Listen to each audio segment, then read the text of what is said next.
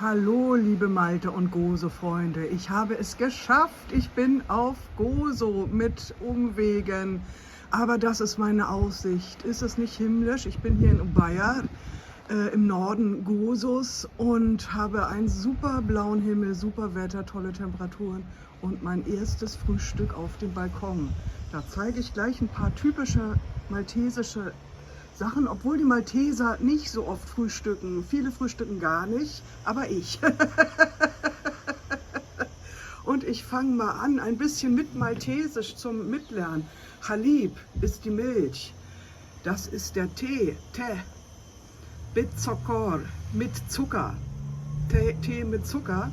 Das ist das maltesische Brot, Hops, oder das ganze Brot Hopsa. Margarina, Marmelade mit Orangen, etwas englisch angehaucht.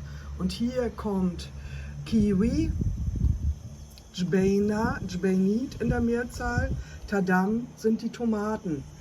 Das ist mein erstes Frühstück auf meinem Balkon und ich freue mich tierisch doll, hier zu sein. Eure Anke Maltanke, Sachat Narak.